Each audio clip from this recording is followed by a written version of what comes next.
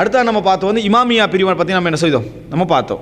இந்த இமாமியா பிரிவை பொறுத்த வரைக்கும் அவர்களுடைய சப்ஜெக்ட் என்ன, அந்த 7ஆவதுல உடஞ்சி போனாங்களே யார், அதாவது இந்த இஸ்மாயிலியாக்கள்னு சொல்லி உடஞ்சி போனார்களே அவர்கள் மாறில இவர்கள் வந்து கொஞ்சம், அதாவது இமாமியத்து கொள்கையை மிகவும் வலியுறுத்தலாக பிடித்து கொண்டு வந்தவர்கள் தான் இவர்கள், ஈரானிய ஷியாக்கள்ன்றவங்க.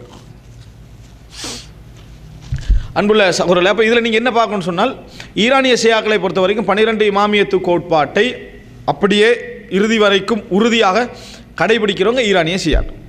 அதனால தான் அவங்களுக்கு பேர் என்ன, இமாமியத். அதாவது உலகமே 12 ஆட்சிக்குள்ளே என்ன செய்யணும், இந்த 12 இமாமுக்குள்ளே முடிஞ்சுக்கணும். அவங்க யார், ஹுசைன் ரதியுல்லாஹு பரம்பரையில் வரக்கூடியவர்கள் அப்படி என்று பார்த்தோம். அதில் கடைசியாக மஹதி அவங்க என்ன செய்கிறாங்க எதிர்பார்த்து கொண்டு இருக்கார். அவர் யார், அவர் உண்மையை சொல்ல போனால் அவருக்கு அந்த அந்த ஹசன் அல் அஸ்கரி என்றவருக்கு பிள்ளையே என்னது இல்லை, 11ஆவது இமாமுக்கு பிள்ளை இல்லை. இவர்கள் பிறந்து அவங்க முடிஞ்சிட்டாங்க, திருப்பி வர்றதுக்காண்டி வெயிட் பண்ணி கண்டிக்கிறாங்கன்னு சொல்கிறாங்க. இந்த 12ஆவது இமாம் வரும் வரைக்கும் அவங்க சட்டப்படி என்ன செய்யக்கூடாது, எந்த ஆட்சியும் செய்யக்கூடாது, பேசாமல் மக்களோட மக்களாக வாழ்த்துறேன். இமாம் இல்லாமல் ஆட்சி இல்லை. அதை உடச்சி தான் 1979ஆம் ஆண்டு ஹுமைனி என்ன செய்கிறாரு, எதை கொண்டு வராரு, விலாயத்துல் ஃபக்கை, மார்க்க அறிஞருடைய ஆட்சி என்று புதிய ஒரு விதத்தை அந்த மார்க்கத்துக்குள்ளே கொண்டு வந்து புரட்சி செஞ்சு ஈரானிய சௌரல் இஸ்லாமிய புரட்சின்னு சொல்லி ஹுமைனிய ஈரானிய புரட்சியை உருவாக்கி இந்த வரைக்கும் அவங்களுக்கு என்னது மார்க்க செக்ஷன் ஒரு பிரிவும் ஆட்சியை கண்காணிக்கிறதுக்கான ஒரு பிரிவோடு என்ன செய்யுது, ஆட்சி போய்கொண்டிருக்கிறது என்று வரைக்கும் பார்த்தோம். இப்போ இதில் வந்து இந்த இமாமியா சம்பந்தமான ஒரு சில விஷயங்களை சொல்லணும். இந்த இமாமியாக்கள் சம்பந்தமான அவங்களோட பிரதானமான கோட்பாடு என்ன, 12 இமாம்கள். அந்த 12 இமாம்களை பற்றி அவங்களுடைய நம்பிக்கைகள் என்ன, மிக மோசமான நம்பிக்கை. 12 இமாம்களும் மறைவான ஞானம் உள்ளவர்கள், பெரும்பாவம் செய்யாதவர்கள். இந்த லெவலில் என்ன செய்வார்கள், அவர்கள் சொல்லுவாங்க மறைவான ஞானம் உள்ளவர்கள் பெரும்பாவம் செய்யாதவர்கள்னு சொல்லுவாங்க. அப்படின்னா என்ன, குஃபுர். இதை விட ஒரு குஃபுருண்டு இல்லை. எல்லா நபித்தோழர்களும், ஒரு சில நபித்தோழர்களை தவிர மற்ற எல்லா நபித்தோழர்களும் காஃபிர்கள், முர்த்ததாக போனவர்கள். குர்ஆனை பற்றி அவங்களுடைய நம்பிக்கை என்ன, குர்ஆன் தஹ்ரீஃப், குர்ஆனில் 3ல் ஒரு பகுதி காணா, 3ல் ஒரு பகுதி காணா. அதில் குறிப்பாக முஸ்ஹஃபு ஃபாத்திமா ரதியல்லாஹு அன்ஹாவுடைய முஸ்ஹஃப் அது என்னது இல்லை அப்படி என்று சொல்லக்கூடிய அந்த அளவுக்கு, அதாவது மோசமான கொள்கையுடையவர்கள் இவர் இமாமியா கோட்பாடுள்ள இவர்களிடத்தில் உள்ள இன்னும் பல மோசமான கொள்கைகளில் ஒரு சில விஷயம் நோட்டாக எழுதிக்கிறதுக்கு சொல்கிறேன். ஒன்று என்னென்னு சொன்னால், நான் ஏற்கனவே சொன்னவங்களுக்கு அக்கீதத்துல் பதா, அல்லாஹ்வுக்கு மாற்று கருத்து தோன்றும் அப்படின்றது, புது கருத்து அல்லாஹ் என்ன செய்யும், தோன்றும் என்ற கொள்கை உள்ளவங்க. அதாவது ஒரு கருத்துப்படும், அதுவான இதை செய்வோம் அப்படின்னு அல்லாஹ்வுக்கு என்ன செய்யும், சொல்கிற பதான்னு சொல்லி, இது வந்து பெரிய குஃபுர். அல்லாஹ் பொறுத்த வரைக்கும் சர்வ காலத்தையும் என்ன செய்தவன், அறிந்தவன், அவனுக்கு அப்படி ஒன்று இல்லை. இது யூதர்கள் சொன்னது, அப்படியே இவங்களை என்ன செய்கிறாங்க சொல்கிறாங்க, அக்கீதத்துல் பதான்னு சொல்வார்கள். அதான் அல்லாஹு தாலாவுக்கு மாற்று கருத்துக்கள் தோன்றும் என்கின்ற மாதிரியான ஒரு மோசமான கொள்கை இவர்கள்ட்ட என்ன செய்யுது இருக்குது. அதுபோல் இவர்கள் அல்லாஹ்வுடைய அஸ்மா வசிஃபாத்து விஷயத்தில், அல்லாஹ்வுடைய பண்புகள் பேர் விஷயத்தில் இவர்கள் டோட்டலாக சொல்ல போனால், அதாவது எதையும் அங்கீகரிக்காதவர்கள். சரியா, முஜஸ்ஸிமாக்கள்னு சொல்லலாம். அல்லாஹ் எதையும் அங்கீகரிக்காதவனா அல்லாஹ்வை உருவகிக்கக்கூடியவர்கள். அல்லாஹ்வை டோட்டலாகவே உருவம் கொடுக்கறதுக்கு இவங்க என்னது ரெடியான. இப்போ நம்ம அல்லாஹ் தாலாவுக்கு ஒரு உருவம் மட்டும் எங்களுக்கு என்னென்னு தெரியாது, அல்லாஹ்வுக்கு தான் தெரியும் அப்படின்னு நம்ம சொல்கிறோம். இது அப்படி இல்லை, அவர்களுக்கு என்ன உருவம் தெரியும் என்ற அமைப்பில் என்னது தஜ்சீம் பண்ணக்கூடியவர்கள். அந்த மாதிரியான கொள்கை இவர்கள்ட்ட என்ன செய்து இருக்குது. அடுத்ததாக என்னென்னு சொன்னால், எங்களோட இப்போ நம்ம சொன்னோம் குர்ஆன் வந்து என்ன சரியான குர்ஆன். இதில் முக்கியமான விஷயம் என்னென்னு சொன்னால், ஒரு குறிப்பிட்ட காலத்தில் ஒரு புத்தகம் ஒன்று வெளியாயிடுச்சு. இந்த புத்தகத்தில் பேர் என்னென்னா, அதாவது திப்ரிசி என்றவர் எழுதினவர், தப்ரிசின்னு சொல்கிறவர் எழுதினவர், ஃபஸ்லுல் ஹிதாப் ஃபி தஹ்ரீஃபி கிதாபி ரப்பில் அர்பாப் என்ற ஒரு புத்தகம் எழுதினாங்க. ஃபஸ்லுல் ஹிதாப் அப்படின்னு சொல்லி, அல்லாஹ்வுடைய வேதம் சிதைக்கப்பட்டிருக்கிறது அப்படி என்று சொல்லி 1000க்கும் மேற்பட்ட ஆதாரங்கள் ஒரு புக்கு போட்டான். அப்படின்னா என்ன நம்பிக்கை, குர்ஆன் வந்து என்ன சிதைக்கப்பட்டது, கூட்டி குறைச்சிக்குது, முஸ்ஹஃப் இல்லை என்றதுக்கு ஃபஸ்லுல் ஹிதாப்னு தனி புக்கு போடுறாங்கண்டா, அதை ஷியா மக்கள் அங்கீகரிக்கிறாங்கண்டா, அவங்க எல்லா மக்களுடைய அக்கீதா என்ன, குர்ஆன் வந்து திரிப்படையப்பட்டது தான் அப்படி என்று சொல்கிறது அவர்களுடைய அக்கீதாக்களில் பிரதானமான ஒரு பகுதி. அடுத்ததாக இவர்கள்ட்டுள்ள இன்னமுள்ள நம்பிக்கை என்னன்னு சொன்னால், அர்ரஜா என்ன, அதாவது மறுஜென்ம நம்பிக்கை அவர்கள்ட்ட இருக்கு. அதாவது இந்த உலகத்துக்கு திருப்பி என்ன செய்வார்கள், மக்கள் வருவார்கள். அதில் உண்டு அலி ரலியல்லாஹு வருவார், அடுத்தது அந்த 12வது நபர் அவர் திருப்பி வருவார். இந்த மாதிரியான மறுஜென்ம கோட்பாடு, மறுமை இல்லை மறுஜென்ம கோட்பாடு இந்த உலகத்தில் என்னது இவர்கள்ட்ட நிறைய உண்டு. இஸ்லாமிய அடிப்படையில் மௌத்தாகின யாரும் என்ன செய்ய மாட்டாங்க, இந்த உலகத்துக்கு திரும்பி வர மாட்டார். ஈசா அலைஹிஸ்ஸலாம் வருவார்னு நம்புற மாட்டோம். அவர் என்ன சொல்கிறோம், மௌத்தாகலை, அவரை நம்ம மௌத்தாகலைன்னு சொல்லி. இஸ்லாமிய அடிப்படையில் எந்த விதமான மறுஜென்ம கோட்பாடும் இல்லை. இந்த மறுஜென்ம கோட்பாடு இவர்கள்ட்ட உண்டு. அடுத்ததாக தக்கியான்ற ஒரு கொள்கை உண்டு. தக்கியான்ற கொள்கைன்ற என்ன, உள்ளொண்டு வச்சு புறமொண்டு பேசலாம். அது மார்க்கத்துக்கு நலவு செய்கிறதுக்கா, அது மார்க்கத்துக்கு நலவு செய்வதற்கு உள்ளொண்டு வச்சு என்ன செய்யலாம், புறமொண்டு பேசணும். கிறிஸ்தவர்கள்ட்ட இது எடுத்திருப்பாங்களோ தெரியா, ஏன்னா கிறிஸ்தவ வேதத்தில் அப்படி இருக்கு. நீ பொய் சொல்கிறதுனால மற்றவனுக்கு ஏதாவது ஒரு நலவு வருமாக இருந்தால் மார்க்கத்துக்கு வந்து சேருவானா, இந்த பொய்யெல்லாம் என்ன செய்யலாம், சொல்லலாண்டு. அதே மாதிரி கொள்கை இவர்கள்ட்ட சொல்கிறது தக்கியா. அதுக்கு சொல்கிறது தக்கியா. நம்ம தக்கியான்ற அந்த தக்கியா இல்லை, நம்ம ஊரில் அது வந்து காஃபியா, அது துருக்கி மொழியிலேருந்து வந்தது. சரியா, தக்கியான்னு சொல்கிறது அது தரீகாவோட சம்மந்தப்பட்ட. இது தக்கியான்றது ஒன்றை மறைச்சி உண்டு சொல்கிறது. அந்த கொள்கை இவர்கள்ட்ட உண்டு. அதனால ஷியாக்களோட ஒரு விவாதத்தில் ஒழுங்காக பேசலாது. ஏன், அதான் தக்கியா இருக்கு. அதே இபாதத்தை பொய் இபாதத்தா, அதாவது இமாம் இப்னு தைமியா சொல்வார், வழிகட்ட பிரிவாக இருந்தாலும் பொய்யை விட்டு தூரமான பிரிவது ஹவாரிஜிகள். ஏன்னா அவங்க கடும் தன்மையின் காரணமாக பொய்யிலே என்ன செய்வாங்க, கடுந்தன்மை காட்டும். பொய்யே தீன் என்று சொன்ன ஷியாக்கள், ரைட்டா, பொய் தான் தீன் என்று ஆக்கினது ஷியாக்கள் அப்படின்னு சொல்லுவார். அடுத்தது என்னன்னு சொன்னால், இவர்கள்ட்ட ஒரு நம்பிக்கை இருக்குது. அதாவது தீனான்னு சொல்வார்கள்.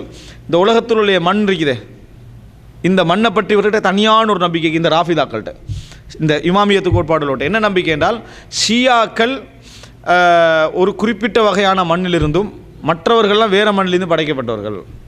விளங்கிட்டா, ஷியாக்கள் குறிப்பிட்ட மண்ணிலிருந்தும் இவர்கள்லாம் வேறு மண்ணிலிருந்து படைக்கப்பட்டவர்கள். ஆனால் இது ரெண்டு கடையில் சின்ன ஒரு கனெக்ஷன் ஒன்று இருக்குது. அதனால தான் ஷியாக்கள்கிட்ட உள்ள சில நலவுகள் இவர்கள்ட்டையும் இருக்குது.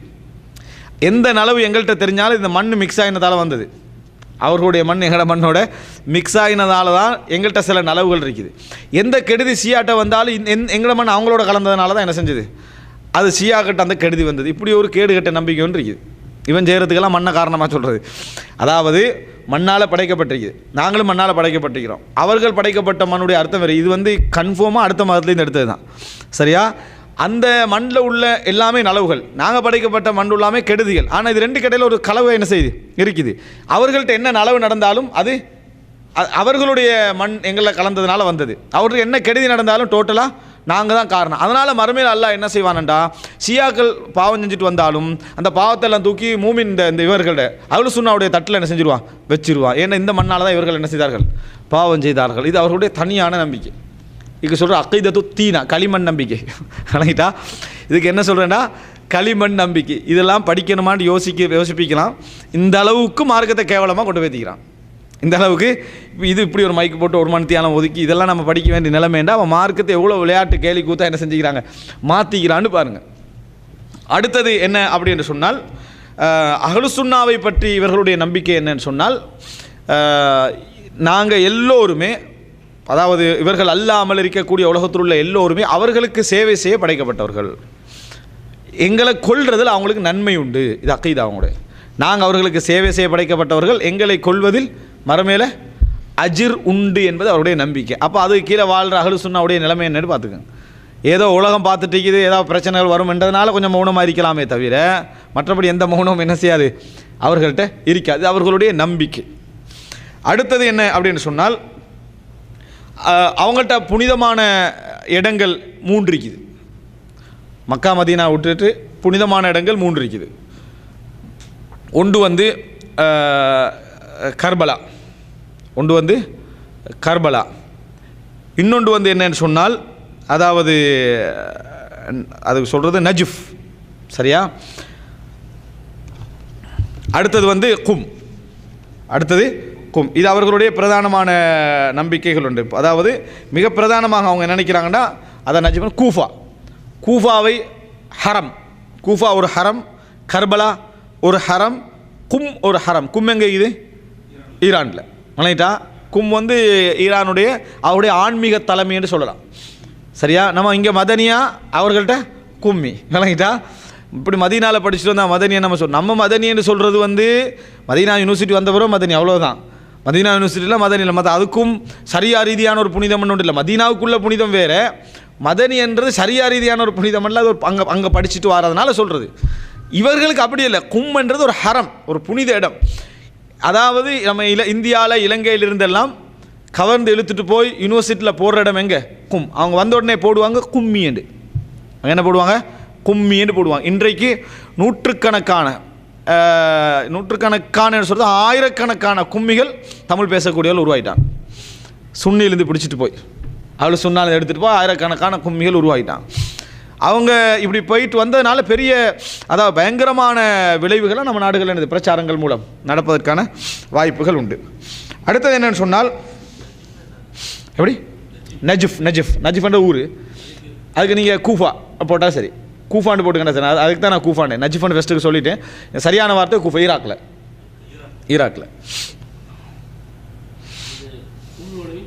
கும் வந்து ஈரானில் கூஃபா இதுங்க. அடுத்தது கர்பலாங்க, அது ஈராக்கில் ரைட்டா. கர்பலா. அடுத்தது ஈராக் கர்பலா ஈராக். சரியா? எல்லாமே ஈராக் தான். அடுத்து என்னன்னு சொன்னால் இவர்களுடைய நம்பிக்கை என்னன்னு சொன்னால் மக்காவுக்கு கிடைச்ச புனிதம் கூட கும் வந்து ஈரான், கர்பலாவும் இந்த கூஃபாவும் அதான் நஜிஃபும் என்னது ஈராக். அடுத்தது வந்து இவங்களுக்கு என்ன நம்பிக்கைன்னு சொன்னால் மக்காவுக்கு கிடைச்ச புனிதமும் கர்பலாவால் கிடைச்ச புனிதம் தான். லாட்டி மக்காவுக்கு என்ன செஞ்சிருக்காது, புனிதம் கிடைச்சிக்காது. ஏன்டா பிஹாருல் அன்வார் என்ற நூலில் வருது 10ஆம் பாகம் 107ஆம் பக்கத்தில் இன்னல்லாஹ் அவுஹா இலல் காபா பார்த்து அல்லாஹ் தாலா சொன்னானா லவ்லா துர்பத்து குர்பலா மா ஃபப்தல்து. அதாவது கர்பலாவுடைய மண் இல்லைன்றா உன்னை நான் சிறப்பே படுத்திக்க மாட்டேன்னு சொல்லி. சரி, அப்போ எனவே கௌபத்துல்லாவுக்கு புனிதம் கூட என்ன கர்பலாவால் தான். அதாவது ஷியாக்கள் எக்ஸ்ட்ரீமாக போனாங்கட்டா அதில் ஹை லெவலில் டச் பண்ணாமல் வர மாட்டாங்க. வணங்கிட்டா எக்ஸ்ட்ரீமாக போனால் 160 140 போகிறதில்ல, 280 அது கியர் பாக்ஸ் உடையும் வரைக்கும் போகிறது தான். இதுதான் ஷியாக்களுடைய அந்த அக்கீதாவுடைய வேகம். அதுதான் இது. அதாவது கௌபத்துல்லாவுடைய இதை 3 புனிதப்படுத்தினா பரவாயில்ல, கௌபத்துல்லாவுடைய புனிதமே எதால் கிடச்சிது? கர்பலா மண்ணால் தான் கிடச்சிது அப்படின்ற லெவலுக்கு என்ன செஞ்சுருவாங்க, போயிடுவாங்க. அடுத்தது என்ன இவர்களுடைய மிக முக்கியமான நம்பிக்கைகள் உண்டு என்னென்னு சொன்னால் ஆஷுரா தினம் அவங்களுக்கு எல்லா தினங்களை விட புனிதமானது. ஆஷுரா தினம் வந்து எல்லா தினங்களை விட, ஹஜ்ஜி பெருநாள், நோன்பு பெருநாள் எல்லாவற்றையும் விட அவர்களுக்கு மிகவும் புனிதமான ஒரு தினம். அதில் ஹுசைன் ரதியல்லாஹு கொல்லப்பட்டதை ஞாபகப்படுத்தி என்ன செய்வார்கள், எல்லா விதமான வழிகேடுகளையும் அரங்கேற்றுவார்கள்.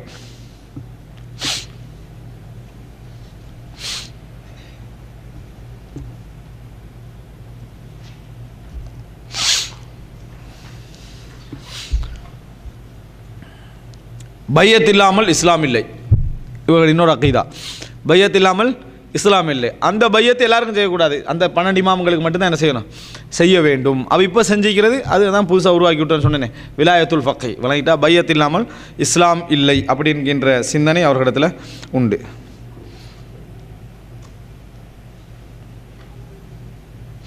அடுத்தது உங்களோட இந்த குர்ஆன் மாற்றப்பட்டதெல்லாம் ஓகே தான். அதில் மிக பிரதானமாக ஒன்று சொல்வார்கள் என்னென்னு சொன்னால் சூரத்துல் விலாயா என்ற ஒரு சூரத் இருந்துச்சான். சூரத்துல் விலாயா அப்படின்னா என்ன, அலிதான் வலி அப்படி என்கின்ற ஒரு இது இருந்துச்சாம். அது வந்து எடுக்கப்பட்டது அப்படின்னு சொல்வார்கள். சூரத்துல் விலாயா அவங்களுடைய முஸ்ஹஃபு ஃபாத்திமா மாதிரி சூரத்துல் விலாயா அந்த சூரா எடுக்கப்பட்டது அப்படின்னு சொல்வார்கள். ஒரு செய்தி சொல்லுவாங்க என்னென்னா, ரசூல் ஸல்லல்லாஹு அலைஹி வஸல்லம் சொன்னார்களாம், அன ஹாத்தமுல் அன்பியா அந்த ஹாத்தமுல் அவுலியாடு.